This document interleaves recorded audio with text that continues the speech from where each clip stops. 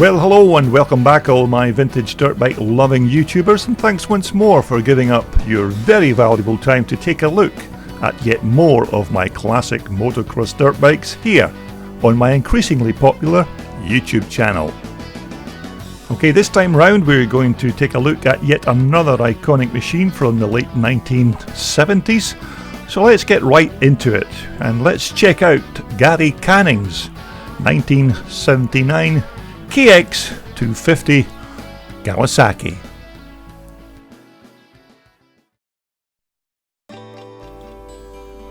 Now in this featured clip we are going to look at an honest to goodness old Twinshock race bike that is used on a regular basis by Gary as he races it at classic race events around his native Northern Ireland.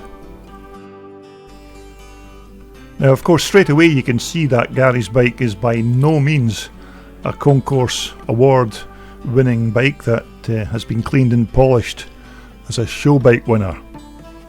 Gary's bike is a very nice example of one of these 79 KX250 Twinshockers, and by all accounts, despite maybe a couple of replacement parts, this bike is more or less an original machine from that year. But of course these 79 KX250s are very rare bikes to see on the racetracks around the UK these days, and there are very few of these machines still taking part in classic and Twinshock events, and this particular example of Gary's is one of the survivors without a doubt, and a very nice looking old workhorse.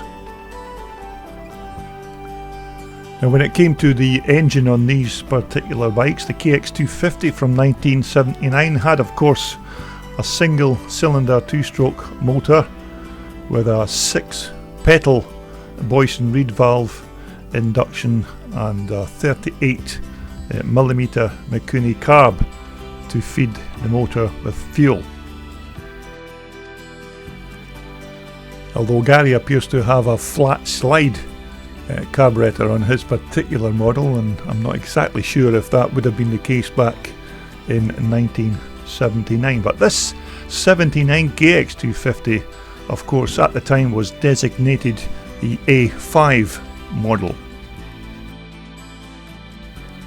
Now the motor had a 70mm with 64mm bore and stroke, and of course many of the motocross machines around in 1979, including this KX, were all using CDI electronic ignition for that year. Now a 5-speed gearbox of course with a standard wet multi-plate clutch, but these 79 KX250 motors were hardy engines and produced tons of mid-range, and were mostly very reliable engines if they were looked after properly. But for me the KX250 from 1979 was one of the nicer looking motocross machines of that decade, and of course in this Kawasaki green it was quite an outstanding motorcycle. Now if I remember correctly, these 79 Kawasaki's front forks were Kayabas and gave the rider about 11 inches of travel on the front end.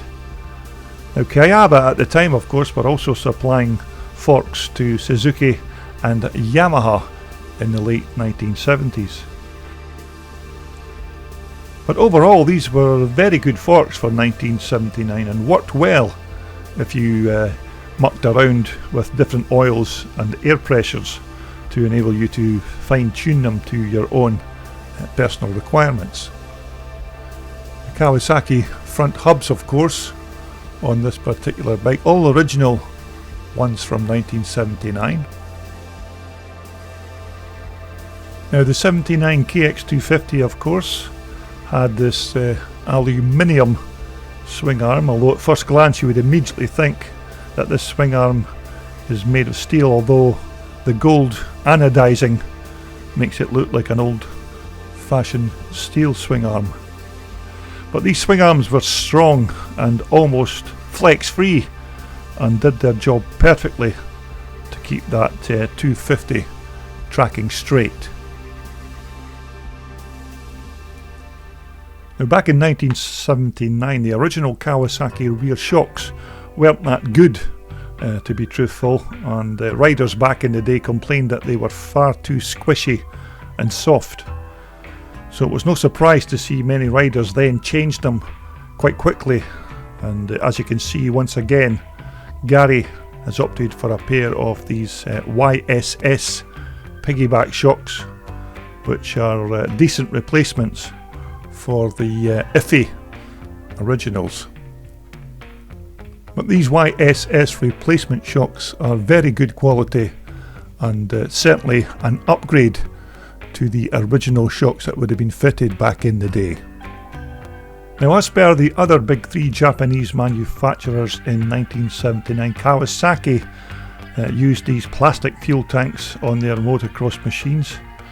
Now, I think these held about 2.5 gallons of pre-mixed gas fuel and usually had enough to finish a full 45-minute moto. Of course, Gary has also fitted replacement tank decals on his particular machine, and as well you know, back in the day this was a bugbear for just about anyone who owned one of these Kawasaki plastic tanks. You just couldn't get those decals to stick to the tanks. Now, these seats on the 79 KX250s were among the best in the business back in the day, although the 79 KX was quite a tall bike and could be a bit of a challenge to throw your leg over if you were a bit short in the leg department. But Gary's has seen plenty of action, and as you can see, some running repairs have had to be done with some duct tape.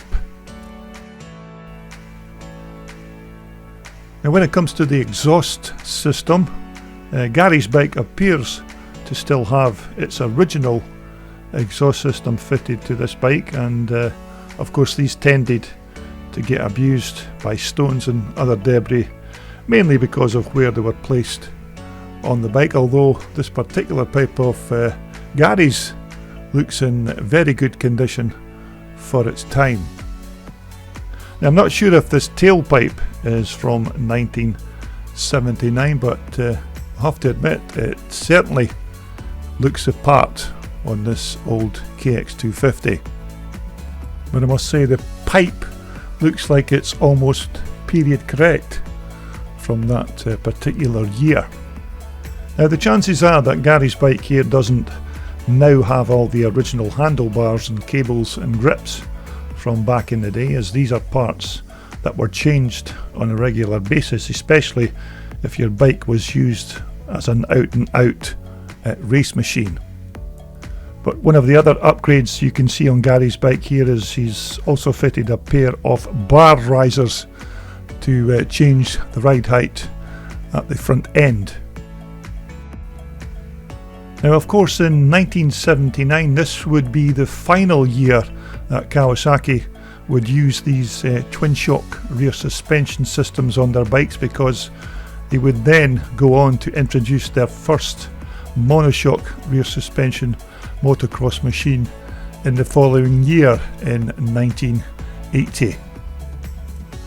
But in general, the 1979 KX250s were very good bikes. Okay, they weren't fully perfect and had the odd little niggle that certain riders would complain about, the gearboxes being one which certain riders said these were a bit clunky, and others would say that the riding ergonomics were just not right on this bike. But these 79 KX250s were certainly one of the best looking bikes of that particular year. But of course, other bikes in 1979, including your Suzukis and Yamahas, were not 100% perfect and also had little niggles and things that the riders didn't like. But overall, for me, the 79 KX250 was a very decent bike and a very good bike to have if you were a rider back in the day. And there we have Gary Canning with his KX250. Very proud owner of this very nice bike. Gary, of course, is from Northern Ireland, and I managed to capture these pictures when I was at a charity event in Northern Ireland in 2018. So there it is, a very nice and almost original looking 1979 KX250 Kawasaki. That's Gary Canning's lovely Twinshock race bike. Okay, lots of new bikes still to feature on my channel, and many thanks to the almost 7,000 subscribers who have now signed up to my channel thus far. And I hope you continue to find something to entertain you in the coming months. And once again, thanks very much for watching, and we'll speak again very soon. This video was brought to you in association with Wolfsport, the world's #1 supplier for all your off-road and leisure sportswear. Just visit their online website or give them a call for more details.